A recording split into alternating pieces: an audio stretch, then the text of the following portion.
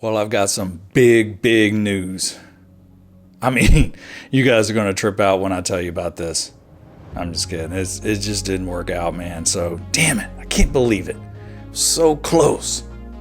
Welcome to Real Estate Stand YouTube channel. And for those of you that are new to this channel's all about taking you along the ride with me as I begin my real estate investor journey.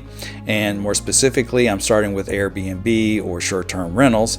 And so I wanted to really kind of walk you all through how this process is going. And what I think is kind of interesting about this channel is, you know, it's all about the good, the bad, and the ugly. I want to be transparent. I want to share with you the things that I've learned along the way. So it's really not always the sunny side of the mountain, right? So I wanted to share that with you, but let's get right into the content. Well, here's what's been going on. I've been running numbers like crazy, and I'm at the point where I've made an offer on 3 different ones, and I was under contract on the 3rd one. So the first one that I made an offer on didn't really work out. I think we were basically came to terms in terms of the contract on pricing. I think we were pretty good. But at the last freaking moment, they came in and said, oh, hey, we got to close in January, the beginning of January. So I was like, wow, really?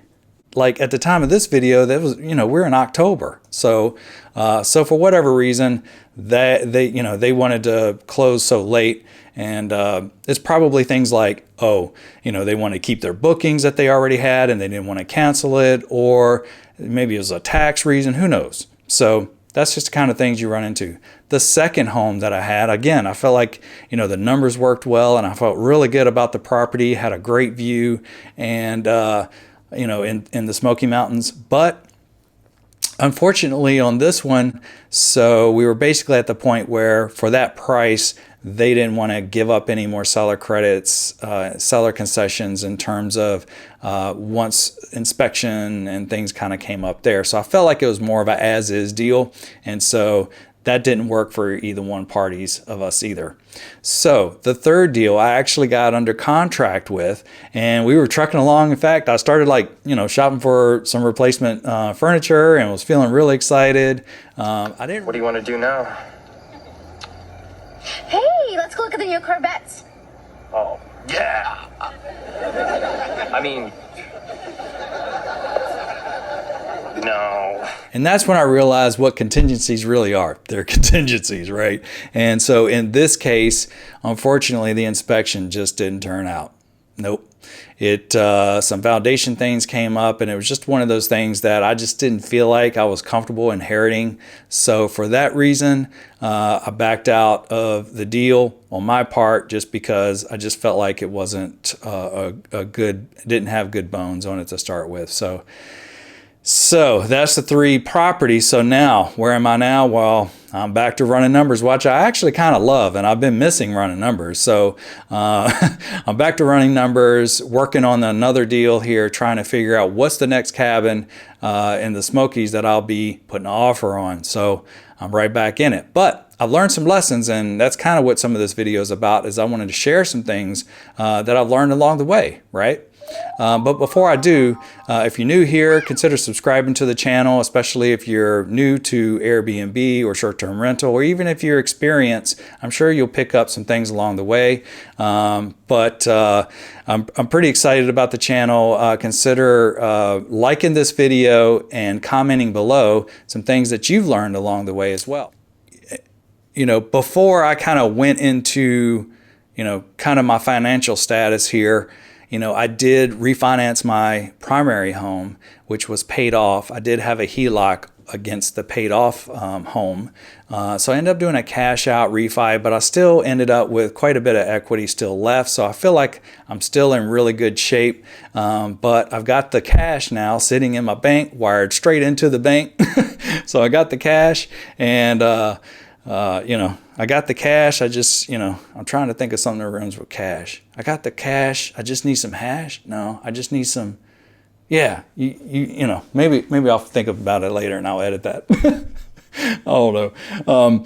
But anyway, so I'm kind of like, the money's burning a hole in my pocket, but I just don't want to jump on the first thing. So I want to make sure the deal is the right deal for me. in this stage. So that's kind of where we're at now. Okay, let's talk about some of the lessons that I learned so far. The first thing that I've learned is the sellers always want to work in somehow their bookings into the deal, right? They, want to keep their bookings, or, they want to transfer, there's always something to do with the booking. So that's something a little different. And I've been reading about it and I know about that. So you just got to, and we'll talk about more of this in a minute, kind of what to do. The second thing is, because of that, it could push your close date, right? They could say, hey, if you'll just let me, honor the next few bookings, I'll cancel the rest, and, it'll push the close date 2 weeks, right? So that's something else that could happen during this process. You just have to be prepared for that and how you're going to deal with it, which takes me to number 3. Because of that, you could end up in a situation where your interest rate is locked in only for 30 days from your pre-qual or whatever.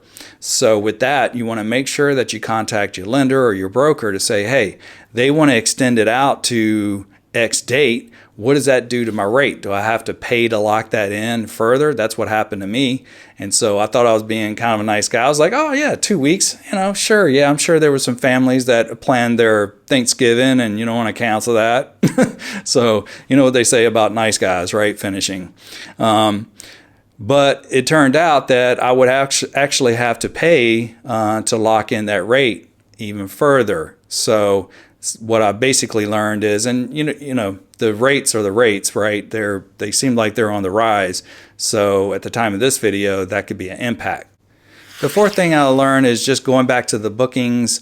For the most part of it, I don't want to assume anybody else's bookings. I don't want to transfer them over. I kind of want to start fresh as much as possible. Next thing, number 5, is a lot of times you're going to be dealing with property management somehow in the mix. And especially in the Smokies, there's so many property managers that are handling these for the sellers, right? And so they actually may have some stipulations that says, hey, the seller has to give us 30 days notice. And so you get into a deal and the seller's like, hey, by the way, I'm going to, need you to stop, booking my place out for me, Mr. Property Manager.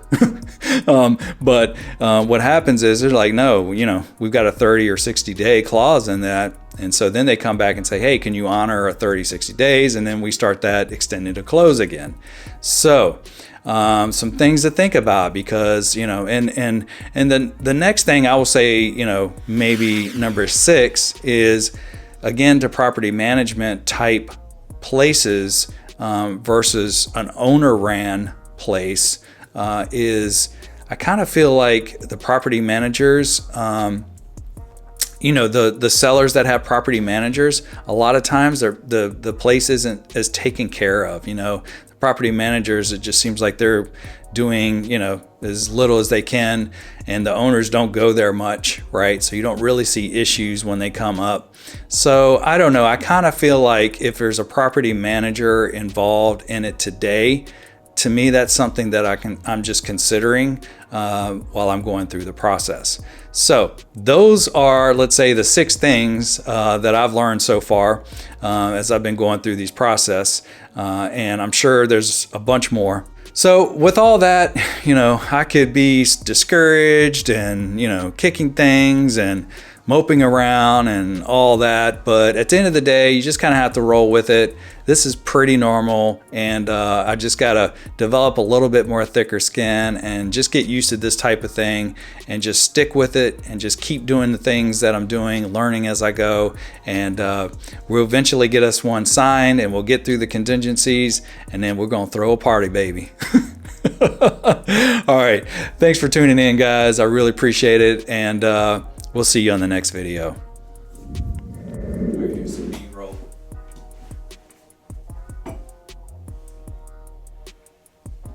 Yeah. Seriously? What? Man, you gotta be kidding me. This is ridiculous. Why are they freaking doing this? No, man, this is just ridiculous. I can't believe it.